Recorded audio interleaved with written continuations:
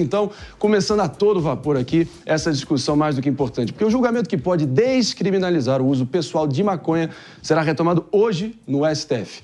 E o placar, nesse momento, está em 5-3 para extinguir a punibilidade do crime e, assim, estabelecendo uma quantidade fixa da substância para diferenciar o consumo próprio da prática de tráfico, usuário e traficante. Faltam, claro, os votos dos ministros Luiz Fux e Carmen Lúcia. E para analisar a conjuntura política de tudo que envolve esse assunto, a gente recebe nesse exato momento o senador da República pelo estado da Paraíba, Efraim Filho, do União Brasil. Muito bom dia, senador. Como é que você está? Bom dia, André. Saudação aí a toda essa bancada. Uma grande alegria estar participando com vocês num tema que envolve a sociedade brasileira. A sociedade tem participou nas audiências públicas no Senado Federal e vamos discutir junto com a bancada os impactos tanto na saúde pública quanto na segurança pública de uma eventual descriminalização das drogas, que é a proposta que o Supremo Tribunal Federal está discutindo. Boa, senador, essa é a nossa meta, muito bem colocado, esclarecimentos, precisão aí para o nosso público e o povo em geral ter clareza sobre o que está avançando e o que está deixando de avançar. Então, muito rapidamente aqui para a gente criar um abre-alas, a gente está vendo um cabo de guerra claramente, STF avançando na descriminalização do posse e da porte de maconha, principalmente, isso indo de encontro com tudo que está avançando no Congresso, especialmente via oposição. Em linhas gerais, apresenta para a gente o que está em jogo de fato e o que, uma vez tendo uma resolução, o que a gente pode esperar olhando adiante. Olha, o Congresso Nacional se antecipou a essa discussão, né, que o Supremo Tribunal Federal já traz nesse debate que você falou aí está 5-3, teve o voto do Toffoli agora mais recentemente, que no meu entender se aproximou mais da tese daqueles que são contrários a uma descriminalização pura e simples, né, do porte da maconha, mesmo em pequenas quantidades. Então, eu diria que está 5-4, faltam 2 votos, ou seja, o resultado é imprevisível. Então, esse é o cenário de hoje. E qual foi a linha do Congresso Nacional? Eu, como líder do União Brasil e relator da PEC, nós entendemos que o Estado brasileiro não está preparado para a descriminalização e a sociedade brasileira não quer a descriminalização das drogas. Por quê? Pesquisas de opinião pública mostraram que 70% da sociedade é contrária. Ela não quer essa descriminalização, porque só quem tem um dependente químico no seio da sua família sabe o quão desestruturante e quão nocivo para aquela relação familiar é a presença da dependência. Todos nós conhecemos esses testemunhos. São casos de aumento da violência doméstica, roubo e furto dentro da própria casa para poder financiar o seu vício, e é nesse sentido que a sociedade é contra. Na saúde pública, também um desastre, porque as nossas casas de reabilitação, centros de tratamento e de terapêutica, hoje já não suportam a demanda que existe. Imagine com a liberação, né, do consumo, que normalmente, e é o que aconteceu lá fora, leva a um caso da explosão, né, da dependência química. E para concluir, André, além do impacto na saúde pública, um impacto na segurança pública. Ninguém questiona. Descriminalizando a droga, aumenta o consumo. Aumentando o consumo, se financia o narcotráfico. E financiar o narcotráfico é estimular o crime organizado, que é o maior responsável hoje pela escalada da violência que toma conta das cidades. Foram esses os argumentos que, no nosso relatório, fizeram o Congresso aprovar por ampla maioria, né, a PEC antidrogas, contrária à descriminalização, mesmo em pequenas quantidades. Senador Efraim, vamos entrar aqui nos pontos de contenção aí que estão sendo discutidos, principalmente o que muitos acusam, os detratores da PEC, como a nebulosidade, esse sentimento que ainda está muito obscuro, a diferenciação entre usuário e traficante, que isso poderia levar a arbitrariedades judiciais. Vamos entender tudo isso, mas, claro, eu quero trazer o Roberto Mota para te fazer uma questão também, senador. Senador, bom dia. Parabéns ao senhor, parabéns ao Congresso Nacional por entender como pensam e como se sentem a maioria dos brasileiros, especialmente quem é pai, quem é mãe, quem cuida dos filhos e tem uma preocupação com esse absurdo que está acontecendo hoje, né? Na prática, parece até que as drogas já foram criminalizadas, senador, porque praticamente em todo lugar que eu vou aqui no Rio tem alguém fumando maconha. E aí eu faço a seguinte pergunta: existe algum projeto, senador, para endurecer a pena para o usuário? Porque o porte de drogas hoje é crime, mas as penas são muito leves, né? Uma delas, se eu não me engano, é levar bronca do juiz, a admoestação verbal. Então, o uso público de drogas hoje é uma realidade. Existe algum pensamento em endurecer essas penas para o usuário? Roberto, vamos lá, você trouxe dois pontos interessantes. Eu vou responder essa pergunta direta, mas você tocou ali também no pátrio poder, ali nos pais e mães, e eu vou chegar nisso. Mas para responder diretamente a sua pergunta, a PEC, ela vem para deixar muito clara a diferenciação entre o usuário e o traficante. Para o traficante, realmente as penas mais rigorosas, a equiparação ao crime hediondo, a pena do encarceramento, a pena de prisão. Para o usuário, penas alternativas à prisão. Continua sendo crime, mas a pena no sentido de prestação de serviços à comunidade, penas alternativas, a não ser que o caso de reincidência, né, faça com que esse usuário possa até mesmo perder essa primariedade. Mas, a priori, a PEC, ela formatou, né, o cenário atual, que é o cenário de diferenciação da pena para usuários e traficantes. E o outro ponto da sua pergunta, você tocou na questão do pátrio poder, pais e mães de família. Por que é importante manter a descriminalização? Em todos os estudos que fizemos, audiências públicas, especialmente com a juventude, quando se pergunta o porquê do jovem que ainda não usa droga, porque você falou, já tem uma prática, né, que a cada dia cresce. Mas o jovem que ainda não usa droga, ele não faz basicamente por dois motivos, tá certo? Um, porque ele entende que faz mal à saúde, e dois, porque é proibido. Então, se você tirar um desses pilares, né, passar a não ser mais proibido, passar a ser permitido, qual é a condição que um pai ou mãe de família vai poder dizer ao jovem para não usar a droga, se ele vai poder responder que o próprio Estado brasileiro permitiu? Então, essa perspectiva, essa percepção também teve presente, né, no nosso relatório para ser contrário à descriminalização das drogas. Boa, senador, ampliando a discussão, como muito bem colocou o Mota, é um dado objetivo da realidade. Quem quiser ter acesso à maconha, quem quiser consumi-la, consegue hoje em dia com tranquilidade e claro que isso precisa ser lidado dessa forma, frontalmente, de forma mais realística possível. Mas para a gente ampliar a discussão, trazer novos ingredientes, vou trazer aqui o Felipe Monteiro para te fazer uma pergunta. Bom dia, senador. Prazer estar contigo no Money Show, discutindo e conversando sobre um assunto tão relevante na nossa sociedade. O que fico impressionado, senador, é que, infelizmente, o nosso Congresso Nacional parte de premissas completamente equivocadas ao debater e discutir o assunto das drogas. Primeiro, parte da premissa de que todo usuário de drogas são homogêneos, né? Todo mundo tem o mesmo problema. Você mesmo pintou a caricatura do usuário de drogas como aquela pessoa que causa problema na saúde, que pega bens da família para vender, mas a realidade mostra que nem todos são assim. Inclusive, tem um estudo do Carl Hart, da Colômbia, que fala claramente o contrário, fala que apenas no universo de 100% das pessoas que usam droga, menos de 5% causa qualquer tipo de problema social.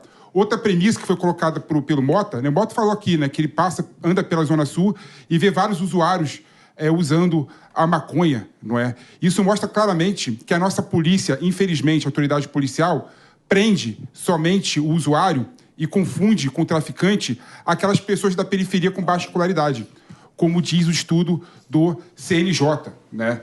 Ou seja, o pessoal da Zona Sul, como bem retratou o Mota, anda fumando maconha e nada acontece relacionado a ele.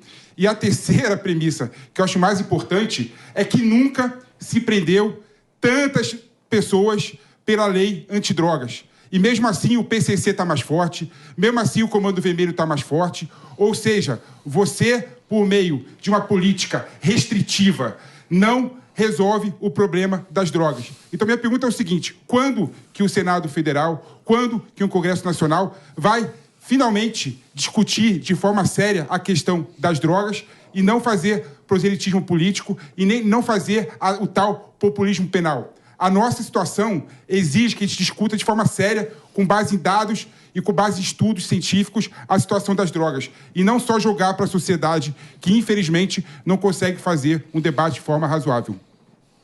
À vontade. Senador Efraim.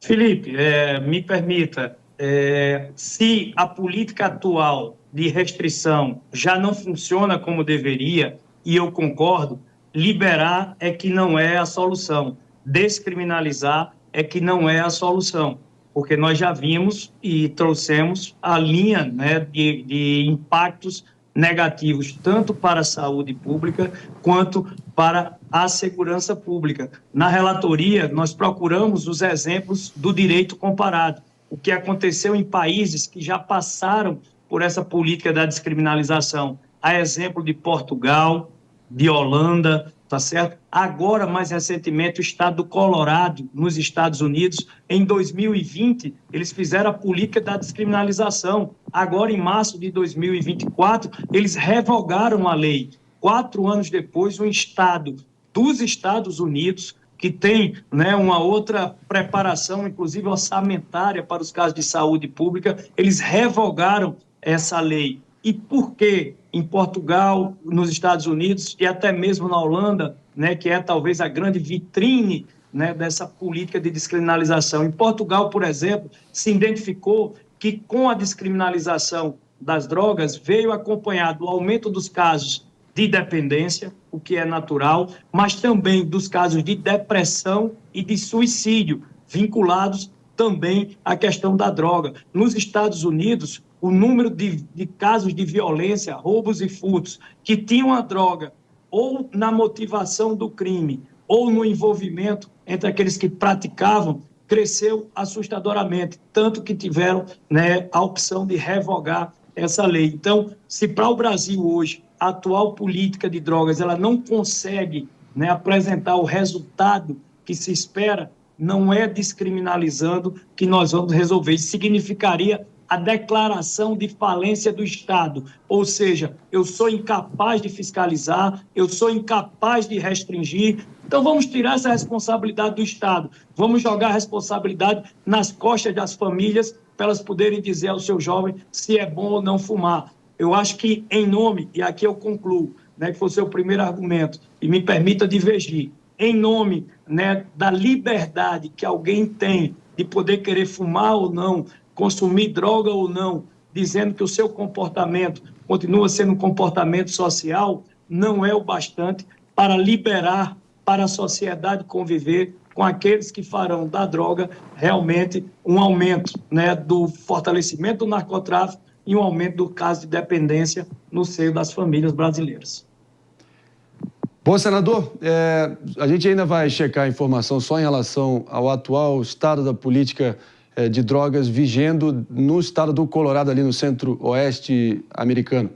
E a gente, porque ele até foi além, descriminalizando outras drogas mais pesadas, mas se foi revogado ou não, a gente ainda vai checar essa informação. Mas, de qualquer forma, argumentos válidos, legítimos, que a gente vai seguir aqui destrinchando. Vou trazer nesse exato momento o Bruno Pinheiro também para contribuir na discussão. Ele que, além de uma pergunta, vai ter uma apuração de bastidores para a gente. Bruno.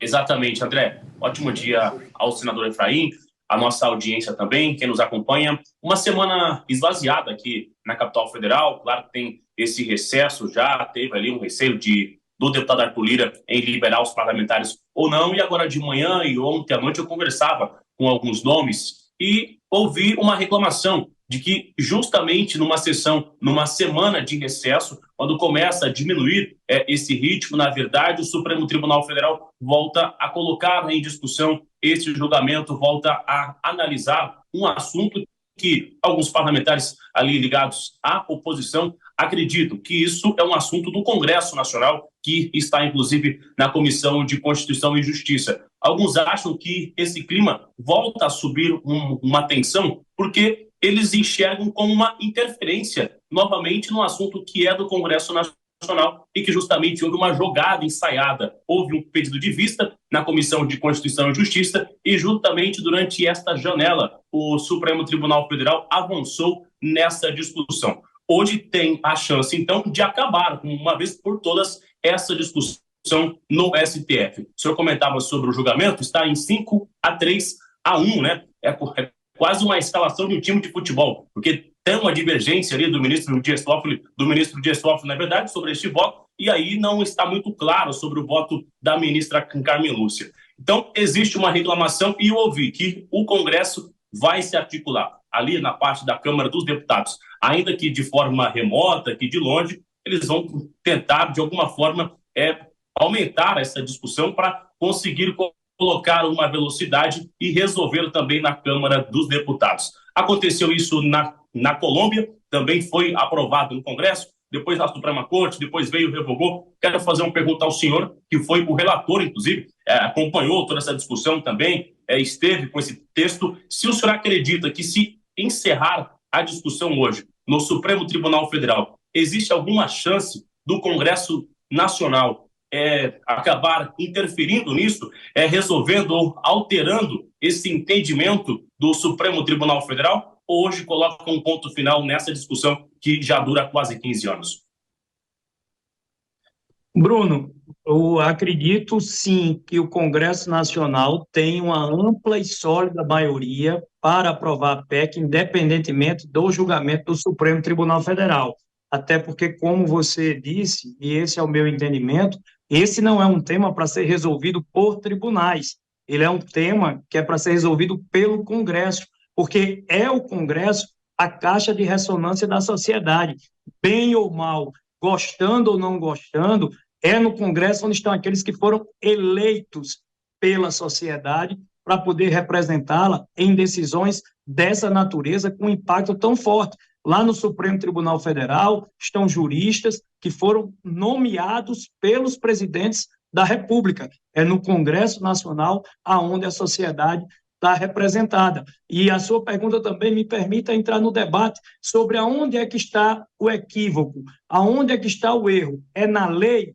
Não é na lei sobre a questão das prisões arbitrárias, é na implementação da lei. A lei, ela não discrimina, a lei, ela não diz que deve ser tratado diferenciado qualquer usuário por cor, por raça, por condição social, pela sua renda. A lei é para ser aplicada a todos. Se existem equívocos, e eu concordo, ela é na implementação. E veja, para que alguém seja preso, como se alardeia por aí, de forma equivocada, ela precisa passar por uma decisão de uma autoridade policial, decisão de um promotor da República e de um juiz. Então, a culpa não é da lei. Se a implementação está equivocada, o Supremo Tribunal Federal, ao invés de modificar a lei, ele poderia muito bem chamar juiz. Vocês já viram algum fórum, algum seminário, alguma punição de uma corregedoria do CNJ, por exemplo, contra um juiz que foi discriminatório na aplicação da lei? Eu desconheço. Então, acho que é essa prática que tem que ser aumentada. O problema não está na lei. A lei está correta. A droga não deve ser descriminalizada. Se existe arbitrariedade na prisão, o problema é da implementação e o CNJ e a própria Justiça tem de chamar o feito à ordem.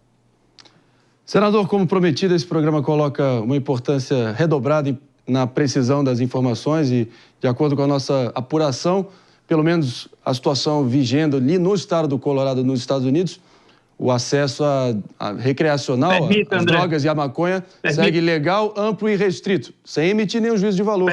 Mas a informação é essa. Inclusive desde 2012, não de 2020. Peça para checar. Eu também, como o debate foi há 70 dias atrás, é o estado de Oregon, tá? Não é o Colorado, Oregon. Agora pode ser. O Oregon que fica ali no noroeste americano. Portland, a gente vai checar. Boa, obrigado pela distinção. Mas, claro, vamos seguir aqui ampliando a discussão com o delegado Palumbo, seu companheiro de Congresso Nacional. Senador, muito prazer, parabéns pela relatoria. Estamos juntos aí nessa luta contra as drogas. E o que essas pessoas não entendem é que a polícia prende traficante. A polícia não prende usuário. O que pode acontecer é que o traficante se tornou usuário, mas continua traficante. Aí ele vai para a cadeia. E todas as vezes que o juiz entender que não é tráfico, ele joga para o porte. É assim que funciona. Agora, liberar as drogas do jeito que querem é um absurdo. Sem contar da usurpação de função pública. Quem tem que decidir isso são os congressistas, senadores, deputados, ouvindo a população como o senhor fez, como o Senado fez. E 70% não quer as drogas. Na verdade, senador, o que essas pessoas querem é fumar o seu baseadinho sem ser incomodado. Justo. Eles não estão... Olha lá, acabou de confirmar que gosta de um beck. Tá vendo? Claro, Justo. nada a ver uma Aí, coisa ó, com a outra. é isso aí, ó. Nada a ver uma Por isso coisa ele com a tá outra. advogando em causa Nada a ver uma própria. coisa com a Tá outra, advogando Paulo. em causa própria. Nada Você a ver falou uma coisa justo? com a outra. Você falou justo? Se a pessoa quiser fumar Você um falou beckzinho, justo? eu não vejo nada diferente do que tomar uma taça de vinho. Para, Paulo. meu. Fala que é você, meu. Você gosta de colocar, né?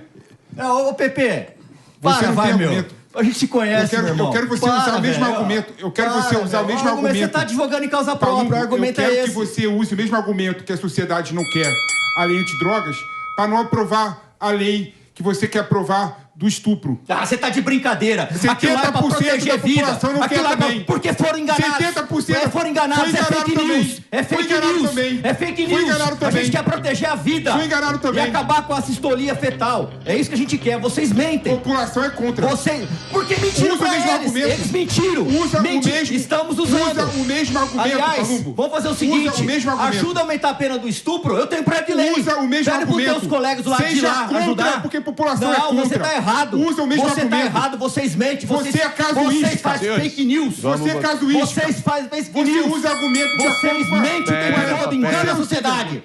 Pera lá só um pouquinho, meus amigos. Vamos tomar aquele Rivotrilzinho aqui para ficar tranquilo hoje de manhã. Usa argumento quando convém. Senador, acho que isso aqui é o nosso Morning Show, a bancada aqui é um microcosmo aí da sociedade brasileira, refletindo também como esse assunto acirra ódios e paixões. Eu imagino que você esteja vendo e tendo essa mesma experiência. E para a gente concluir aqui, sempre acaba responsabilidade dele para arredondar a bola e trazer um momento de ponderação. Mano Ferreira, concluindo essa conversa aqui, senador, vai te fazer a questão. Olá, bom dia, senador. É um prazer estar aqui conversando com o senhor. Primeiro, assim, eu acho que eu preciso colocar minha posição. Eu sou contra o Estado babá. Eu não gosto da ideia de que o Estado deve tratar adultos como crianças, seja em qual for o tema, inclusive na questão das drogas. Do ponto de vista da criação, a demanda, dado que a demanda por droga existe, haverá mercado de droga, como há mercado do álcool. Eu prefiro que um mercado lucrativo como esse enriqueça o Jorge Paulo Lemann e não o Marcola. A legislação brasileira escolhe enriquecer o Marcola quando coloca algumas drogas que são lucrativas porque tem um grande mercado na mão do crime organizado. Mas eu acho que essa é uma outra discussão. A que está agora é a questão de como disciplinar a aplicação da lei.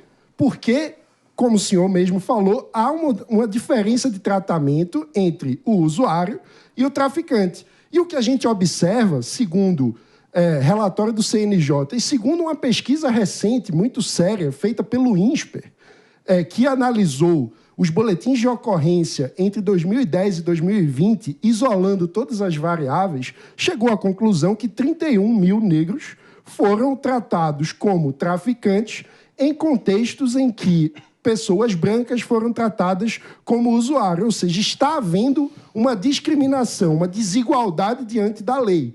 E parte dessa desigualdade é causada pelo fato de que a legislação vigente não estabelece um critério objetivo. Sendo assim, a gente precisa melhorar a regulamentação da lei para trazer objetividade. Lei que abre demais para a discricionariedade daquele agente da lei que está aplicando a lei gera insegurança jurídica. Lei que gera insegurança jurídica é lei ruim. Então, a minha pergunta é: por que não aperfeiçoar o critério objetivo na diferenciação entre usuário e traficante na discussão que estamos fazendo agora? Senador, antes do senhor responder, eu vou só fazer um rápido break para você que está nos escutando na Rede Jovem Pan de rádio aqui no Morning Show. Debate acalorado e necessário sobre a PEC das drogas, toda a repercussão para a sociedade brasileira como um todo. Estamos aqui com o senador Efraim Filho. Daqui a pouco a gente volta para você que está nos escutando.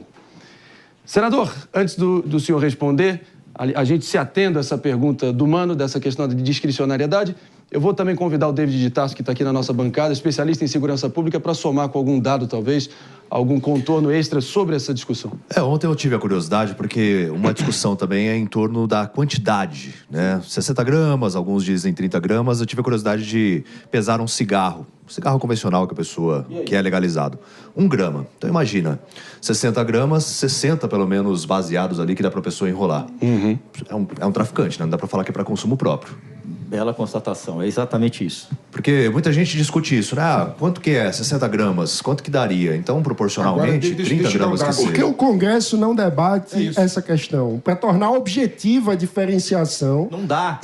A polícia... Deixa eu dar um dado. Pelo CNJ, uma pessoa que tem ensino superior é considerada traficante se portar mais de 45 gramas.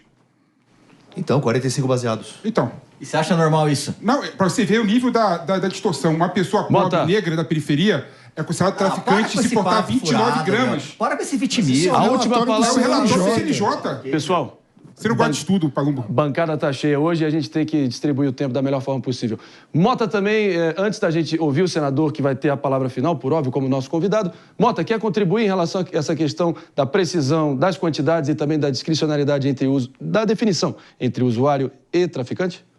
Claro, eu quero primeiro exercer o meu direito de resposta, porque o meu nome foi mencionado aqui pelo PP. Sua réplica, eu só queria candidato. dizer para ele, PP, esses garotos que fumam baseado aqui na Zona Sul, que você diz que a polícia não prende, só os garotos da Zona Sul, deixa eu te dar uma informação. Boa parte deles vem da periferia, fumar maconha aqui na praia de Ipanema. Ninguém é incomodado, nem a turma daqui, nem a turma de lá. Na minha opinião, a última coisa que você deve fazer, que a última coisa que você deve dar a um jovem carente, um jovem humilde, para ajudá-lo a vencer na vida, é maconha. Eu acho que antes disso a gente tem que criar oportunidades para ele ter acesso a um ensino de qualidade, oportunidade de emprego. Quando você dá maconha, você cria um atalho para um caminho para onde ele não deveria ir.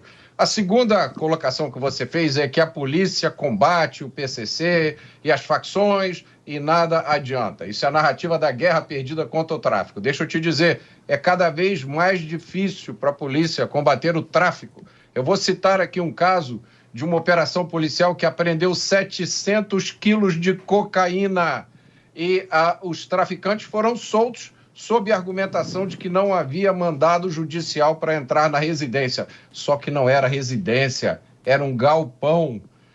Eu poderia citar aqui também a DPF 635, que suspendeu as operações policiais nas favelas do Rio de Janeiro.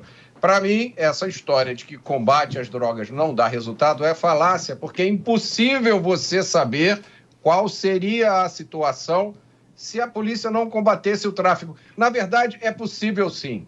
Basta você dar um pulinho no Complexo da Maré ou na comunidade do Alemão, ver lá quem é que manda naquelas regiões, ou então dar um pulo na Cracolândia e ver a dignidade, a felicidade, a realização pessoal das pessoas que são dependentes de drogas. Realmente é uma discussão daquelas, né? Cabeludas, espinhosas, na mesma medida que eu, e eu imagino que vários aqui conheçam e convivam com pessoas, cidadãos brasileiros absolutamente produtivos nas suas respectivas atuações, que possam ser usuários de maconha. Ao mesmo tempo, a gente tem que se defrontar com a realidade de tantos outros. Eu cito rapidamente aqui, antes de ouvir o Bruno Pinheiro, com uma última pergunta para o senador. Ele disse, o MV Bill, certo? Ícone do rap brasileiro, vem da Cidade de Deus, no Rio de Janeiro. Abre aspas, maconha, de onde eu venho, é o filho preguiçoso que falta escola, que repete de ano e que às vezes rouba o dinheiro da mãe para comprar mais maconha. São realidades distintas e a gente tem que levar isso em conta. Bruno Pinheiro, quer complementar aqui antes da gente trazer a palavra final do senador Efraim Filho? Sim, eu ainda, com essa conversa, existe esse receio quando se coloca ali uma quantidade, estabelece 50 ou a quantidade que for, porque acontece o que nós já ouvimos o nosso especialista no estúdio que teve esse levantamento de 1 grama a cada cigarro. Então, se você encontra esse chamado aviãozinho, que é quem faz a venda, na pouca quantidade ali, se ele encontra com uma quantidade, ele fala que é de uso e nada vai acontecer. Ele vai, no mínimo, receber uma multa, e ele que já está na rua, que não tem um endereço, o cara que já está solto, já tem um antecedente, essa multa não vai ser paga nunca, não vai ter nenhuma consequência. Ele vai usar esse álibi que seria de uso, de consumo, mas, na verdade, ele recebe de quem é o chefe do crime ali, o chefe da boca, para realmente fazer essa espécie de um aviãozinho, vendendo em pequenas quantidades e usando aí esse álibi que é de consumo. Então, esse voto do STF justamente está ali, um querendo aplicar essa multa ou um serviço na comunidade e o outro querendo levar para a delegacia, para ter uma condenação de fato pelo uso, pelo crime. Aliados do governo e nomes de esquerda acham um absurdo essa pessoa, que já é usuário, ainda ser condenado, ficar dentro do sistema prisional. Eles acham que isso é o fim, que realmente não tem como tirar alguém da rua que esteja ali usando ou comercializando, levar para dentro, porque essa família vai sofrer ainda mais. E aí reclamam de todo o esquema, que é a superlotação do sistema prisional, que vem sucateado por muito tempo, de governos de esquerda, inclusive que não fizeram realmente muita coisa sobre a segurança pública e que tem diversos aliados que é também ali realmente contra se avançar na segurança pública. Então, fica claro que é justamente uma escolha. A gente vê que em São Paulo colocaram agora um cercadinho, onde é o maior reduto da Cracolândia, mas é um problema enraizado, é um problema que não resolveu. Então não tem como você também colocar uma culpa dizendo que é errado levar para o sistema prisional alguém que está ali realmente usando de fachada uma cortina de fumaça, enquanto na verdade está cometendo esse crime que é a comercialização. Então, só para perguntar ao senador se existe sim esse risco de usarem esse álibi, né, essa resposta, que são usuários e, na verdade, estão servindo de aviõezinhos do crime para ganhar o dinheiro para vender em pequenas quantidades. Uma breve interrupção, pedido de licença aqui, senador, antes da sua resposta final, só anunciando o nosso retorno para você que está nos escutando na Rede Jovem Pan de Rádio, debate aqui necessário sobre a PEC das drogas. Afinal, de quem será a palavra final para quantificar e também delimitar os critérios quanto ao porte de drogas no nosso Brasil, STF, Congresso. Estamos aqui com o relator da PEC no Senado, o próprio Efraim Filho, senador pela Paraíba. Antes da gente ouvir o Felipe... Não, só um pontinho, só para que você está um pouco no debate. Acelera, né? Pepe, por favor. Primeiro ponto que eu acho importante colocar é o seguinte, né? A questão do usuário não é uniforme. Tem gente que usa maconha e realmente destrói a família. Tem gente que usa maconha e não destrói a família. Assim como álcool. O Elon Musk, por exemplo, que é o cara mais rico do mundo, o mais inteligente do mundo, por exemplo, é o usuário de maconha. A maconha destruiu a Tesla, destruiu a empresa dele. O Steve Jobs, por exemplo, falou na biografia dele que usou droga durante 5 anos seguidos e deixava ele mais criativo. Talvez o iPhone que todo mundo está usando aqui seja fruto do uso do Steve Jobs da maconha. E eu não estou fazendo nenhum tipo de apologia à droga, não. O que eu estou colocando é o seguinte: existem pessoas que a droga destrói, assim como o álcool que é legalizado, existem pessoas que não. Mas o debate no Brasil coloca todo mundo de forma igual. Aí que está a esquizofrenia do debate. É aí que está a esquizofrenia do debate, conforme prometido. O programa está agitado, está lotado hoje, mas a palavra é sua, senador Efraim Filho. André, vamos lá. Eu acho que tivemos pontos extremamente interessantes, pontos e contrapontos, e nós convivemos bem com isso durante o debate. Como relator, me propus a fazer um debate técnico, com serenidade. Como nós dissemos, as pesquisas de opinião pública trazem que 70% da sociedade é contrária à descriminalização. Mas isso quer dizer também que você tem 30% da sociedade favorável à descriminalização. E não é, portanto, um percentual desprezível, né? Ele permite, sim, esse debate, essa divergência de opiniões. Agora, vamos às respostas.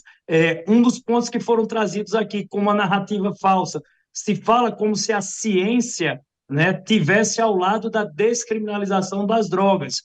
Não é o caso, especialmente no Brasil. É importante dizer que o Conselho Federal de Medicina, o Instituto Brasileiro de Psiquiatria, tá certo? E as autoridades de segurança pública, esses emitiram notas, inclusive durante o debate e com presença na audiência pública, para dizer que são contrários à descriminalização. Então, a ciência está... podem ter estudos que digam o contrário?